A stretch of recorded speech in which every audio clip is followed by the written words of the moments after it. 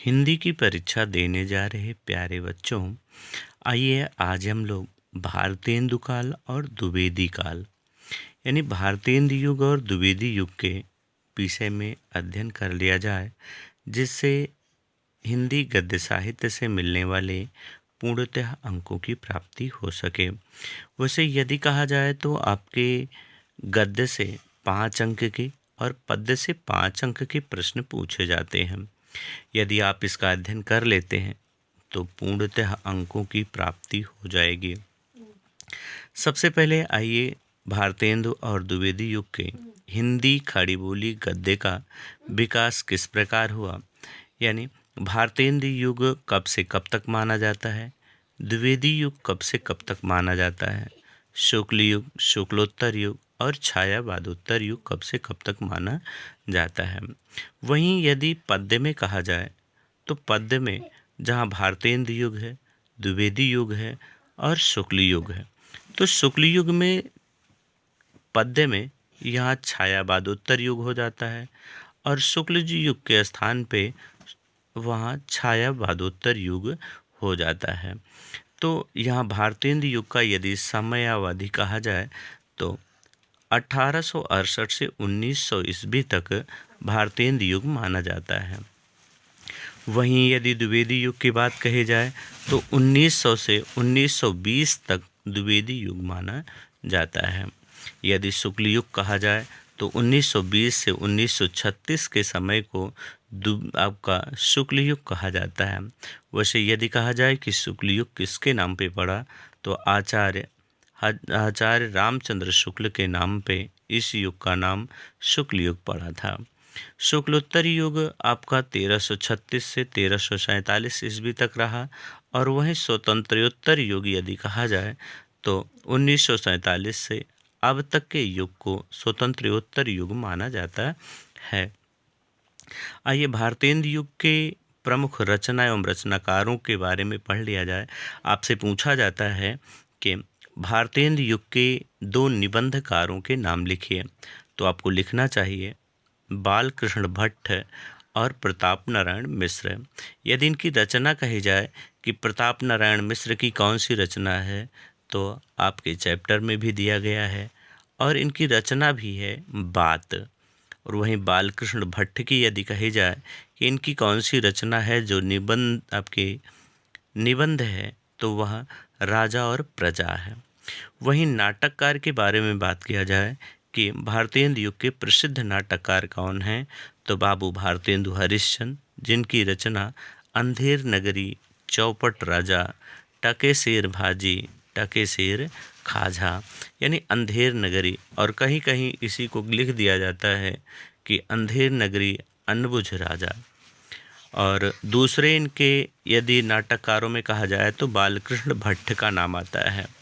वैसे बालकृष्ण भट्ट के बारे में यदि कहा जाए तो इनकी पत्रिका आप सुने हैं हिंदी प्रदीप ना। और यदि भारतेंदु युग के उपन्यासकारों के बारे में कहा जाए तो बालकृष्ण भट्ट निबंधकार भी हैं, उपन्यासकार भी हैं और नाटककार भी इन्हें कहा जाता है। यदि इनके उपन्यास में कहा जाए कि इनका उपन्यास कौन सा है, तो बालकृष्ण भट्ट का 100 अजान 1 सुजान इनके उपन्यास हैं। और लाला श्रीनिवास दास यदि उपन्यासकारों में कहा जाए तो लाला श्रीनिवास दास और इनकी रचना परीक्षा गुरु को माना जाता है। कहानीकारों में यदि कहा जाए तो कहानीकार में भारतेंदु युग के कहानीकारों में किशोरीलाल गोस्वामी जी को माना जाता है कि किशोरीलाल गोस्वामी भारतेंदु युग के कहानीकार हैं और इनकी रचना इंदुमती को मानी जाती है। वहीं दूसरे कहानीकार का यदि नाम लिया जाए तो अंबिका दत्त व्यास को लिया जाता है और अंबिका दत्त व्यास की रचना कथा कुसुम कलिका को माना जाता है। भारतेंदु युग के पश्चात आइए द्विवेदी युग की बात किया जाए। आप भारतेंदु युग के निबंधकार, नाटककार, उपन्यासकार, कहानीकार की आप स्क्रीनशॉट ले सकते हैं और अपने पास सुरक्षित भी रख सकते हैं। आइए द्विवेदी युग में देखा जाए कि कौन कौन से निबंधकार हैं, नाटककार हैं। तो पहले निबंधकार। यदि निबंधकारों के बारे में कहा जाए कि निबंध लेखक कौन हैं, द्विवेदी युग के निबंधकारों में यदि कहा जाए तो महावीर प्रसाद द्विवेदी। वैसे द्विवेदी युग का नाम भी इन्हीं के नाम पे पड़ा था, महावीर प्रसाद द्विवेदी के। इनकी यदि निबंध कहा जाए तो कवि कर्तव्य। वहीं यदि दूसरे निबंधकार के बारे में कहा जाए तो चंद्रधर शर्मा गुलेरी का नाम लिया जाता है और इनकी रचना कछुआ धर्म है। यदि द्विवेदी युग के प्रसिद्ध नाटककार के बारे में कहा जाए तो लक्ष्मी प्रसाद और इनकी रचना उर्वशी। वैसे उर्वशी कहा जाए तो रचना जयशंकर प्रसाद की भी है। और दूसरे नाटककार यदि कहा जाए तो शिवनंदन सहाय है। शिवनंदन सहाय का प्रसिद्ध नाटक सुदामा है। और यदि उपन्यासकारों के बारे में बात किया जाए तो उपन्यासकार देवकीनंदन खत्री को लिखा जाता है। यानी द्विवेदी युग के प्रसिद्ध उपन्यासकार देवकीनंदन खत्री को कहा जाता है और इनकी रचना चंद्रकांता है। दूसरी यदि उपन्यास के बारे में कहा जाए तो किशोरीलाल गोस्वामी को माना जाता है और इनकी रचना प्राणिनी परिणय को माना जाता है। वहीं कहानीकार के बारे में कहा जाए तो विशंभर नाथ कौशिक को प्रसिद्ध कहानीकार के रूप में जाना जाता है और इनकी प्रसिद्ध रचना रक्षा बंधन को माना जाता है। दूसरे यदि कहानीकार के रूप में कहा जाए तो चंद्रधर शर्मा गुलेरी को माना जाता है और इनकी प्रसिद्ध रचना उसने कहा था।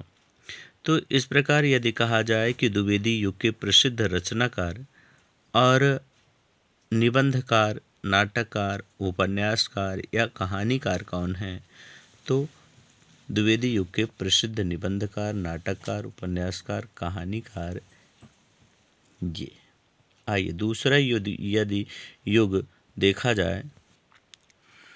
प्यारे बच्चों, यदि भारतीय युग की पत्रिका के बारे में कहा जाए कि भारतीय युग की कौन सी पत्रिका थी, तो कवि वचन सुधा के संपादक भारतेंदु हरिश्चंद्र जी थे, जिसका प्रकाशन इन्होंने काशी से किया था और 1868 ईस्वी में इसका प्रकाशन हुआ था।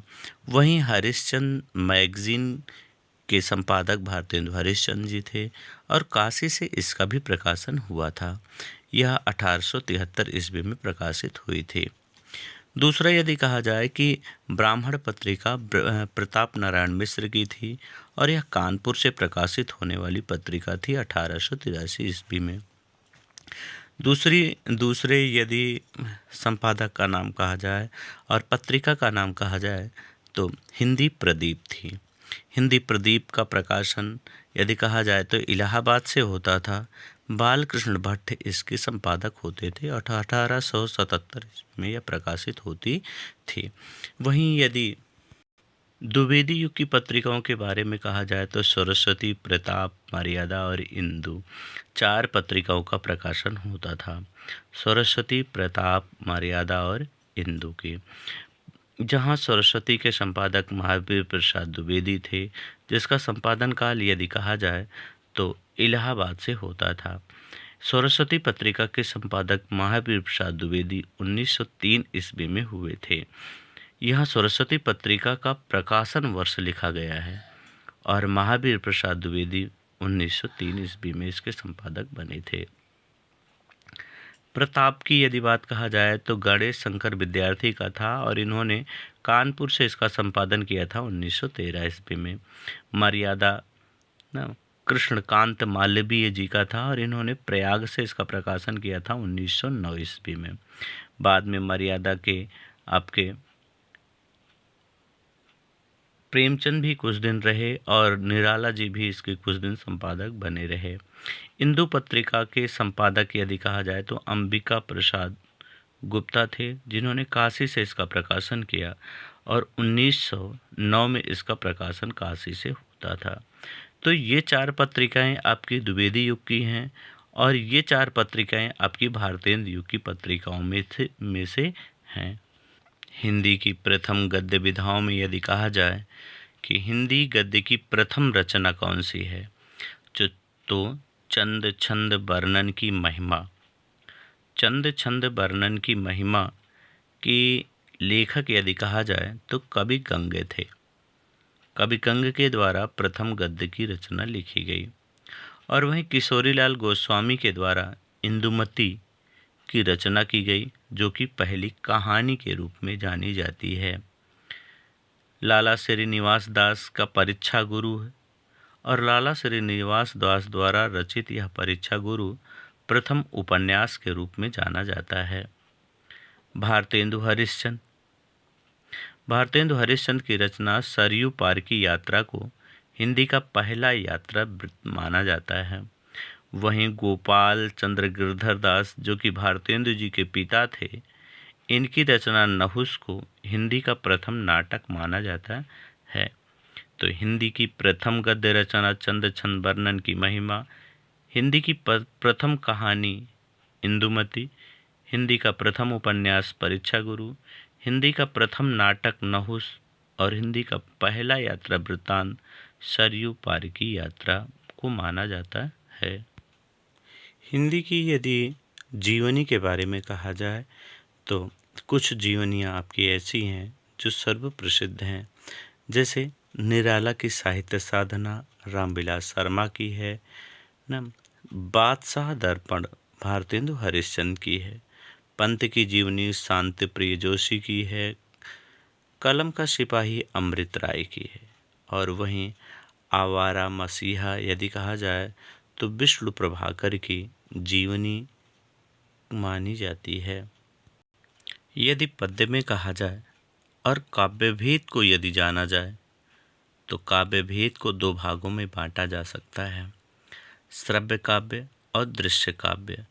दृश्य काव्य में आपके नाटक आ जाते हैं, वहीं श्रव्य काव्य में कविता, कहानी, उपन्यास आदि आते हैं। और इसी श्रव्य काव्य को दो भागों में बांटा गया है, प्रबंध काव्य और मुक्तक काव्य। प्रबंध काव्य में महाकाव्य, खंड काव्य और आख्यानिक गीत आते हैं। दूसरे यदि मुक्तक काव्य में कहा जाए तो मुक्तक काव्य में पाठ्य मुक्तक और गेय मुक्तक आते हैं। महाकाव्य में यदि कहा जाए तो रामचरितमानस, खंड काव्य में कहा जाए तो हल्दी घाटी, और आख्यानक गीत में कहा जाए तो झांसी की रानी। वहीं पाठ्य मुक्तक में यदि कहा जाए तो नीति परक दोहे तथा गेय मुक्तक में कहा जाए तो मीरा के पद आ जाते हैं। वैसे हिंदी पद्य साहित्य के इतिहास के बारे में यदि कहा जाए तो हिंदी पद्य साहित्य के इतिहास को 4 भागों में बांटा जा सकता है। पहला भाग यदि कहा जाए तो आदिकाल कहा जाता है। आदिकाल को ही वीर गाथा काल के नाम से जाना जाता है। यदि कहा जाए तो 743 से 1343 ईस्वी के मध्य का काल आदिकाल के नाम से जाना जाता है। वहीं पूर्व मध्यकाल कहा जाए तो पूर्व मध्यकाल को भक्ति काल के नाम से जाना जाता है, जिसका समय 1343 से 1643 ईस्वी तक माना जाता है। यदि तीसरा कहा जाए उत्तर मध्यकाल, तो उत्तर मध्यकाल को ही रीतिकाल के नाम से जाना जाता है, और इसकी समय सीमा यदि कहा जाए तो 1643 से 1843 तक माना जाता है। और यदि चौथा कह दिया जाए, यदि प्रमुख प्रवृत्तियों में कहा जाए तो आश्रयदाताओं की प्रशंसा, कवियों का दरबारी होना, वीर रस की प्रधानता, भाषा का डिंगल पिंगल होना, रासो ग्रंथ की अधिकता और सामूहिक राष्ट्रीय चेतना का अभाव माना जाता है।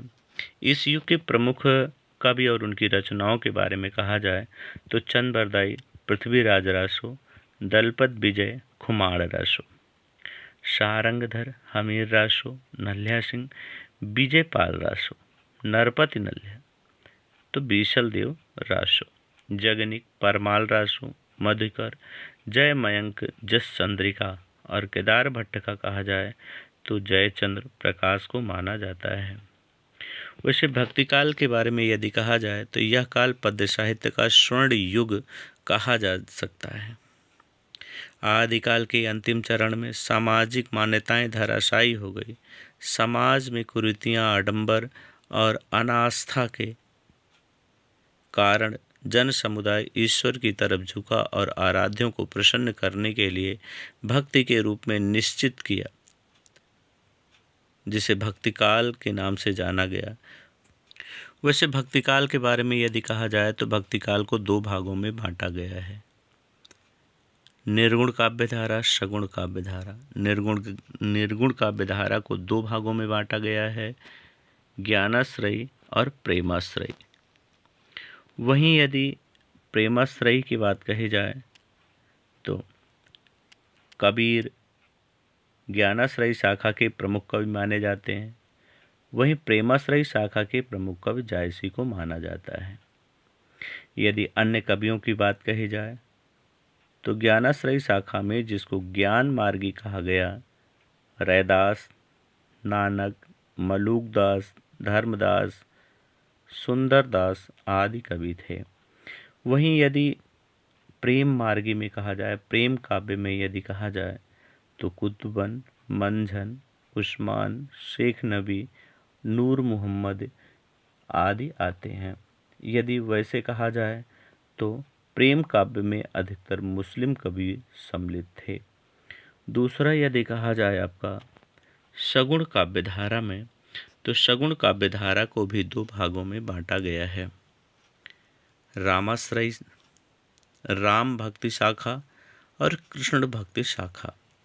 इन्हें रामाश्रयी शाखा और कृष्णाश्रयी शाखा के नाम से भी जाना जाता है। रामाश्रयी शाखा में तुलसीदास प्रमुख कवि थे। भूपति, केशव, सेनापति, प्राणचंद्र चौहान, प्रियादास, नाभादास, पृथ्वीराज को माना जाता है।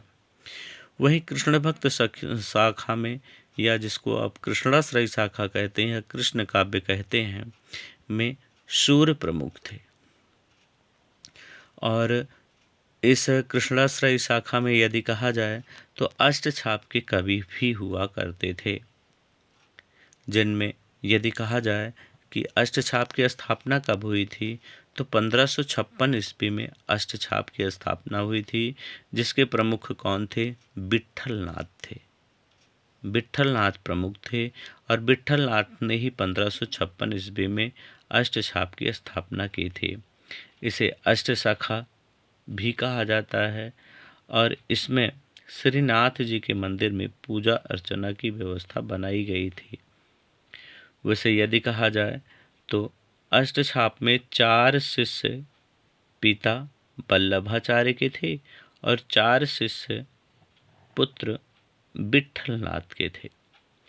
वैसे वल्लभाचार्य के शिष्यों के बारे में यदि कहा जाए तो कहा जाता है कि परम सूर्य कृष्ण कुंभन। कौन सी ट्रिक आप याद रखेंगे?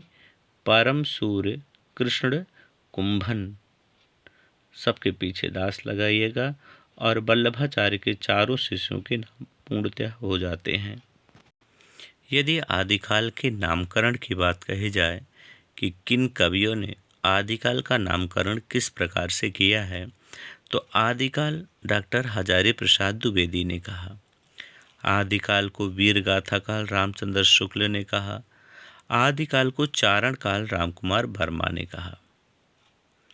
और इसी आदिकाल को सिद्ध सामंत काल राहुल संस्कृतैन ने कहा। बीजवपन काल महावीर प्रसाद द्विवेदी ने कहा। उद्भव काल यदि कहा जाए तो डॉक्टर वासुदेव ने कहा था। और आधार काल यदि कहा जाए तो मोहन अवस्थी ने नाम दिया था। नामकरण के अगले क्रम में यदि कहा जाए तो अपभ्रंश काल के नाम से चंद्रधर शर्मा गुलेरी ने इस आदिकाल को यानी प्रारंभिक काल को अपभ्रंश काल के नाम से भी संबोधित किया है। यानी हजारी प्रसाद आदिकाल, रामचंद्र शुक्ल वीरगाथा काल, रामकुमार चारण काल, राहुल संस्कृतैन सिद्ध सामंत काल, महावीर प्रसाद द्विवेदी बीजवपन काल, वासुदेव उद्भव काल और मोहन अवस्थी आधार काल, वहीं चंद्रधर शर्मा गुलेरी ने इसे अपभ्रंश काल के नाम से संबोधित किया है।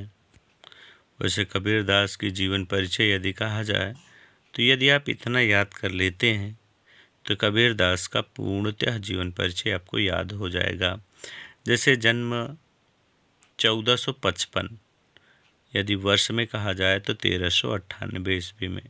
1455 के विषय में भी एक दोहा प्रचलित है कि 1455 साल गए, चंद्रावर एक ठाठ भय ठये, जेठ सुदी बरसात को, पूरन मास तिथि प्रगट भये।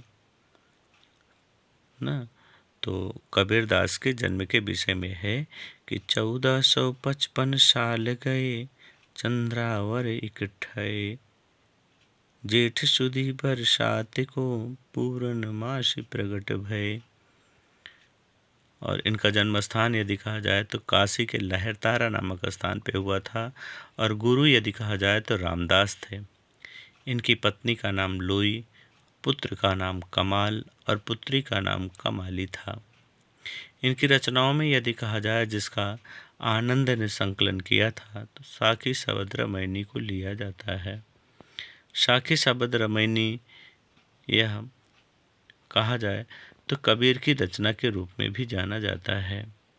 वहीं कबीर की मृत्यु कहा जाए तो 1518 ईस्वी में हुआ था, और कबीर की मृत्यु के विषय में एक दोहा प्रचलित है जिसे कहा जाता है कि संबत 1575 कियो मगहर को गान, माघ सुदी एकादशी, रहो पावन में पावन। यह कबीर की मृत्यु के अवसर पर लिखा गया दोहा प्रचलित है।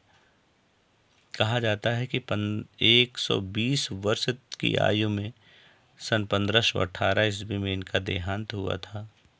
यदि कवियों के परिचय में रहीमदास के जीवन परिचय के विषय में कहा जाए तो इनका जन्म 17 दिसंबर सन 1556 ईस्वी में हुआ था। यानी जब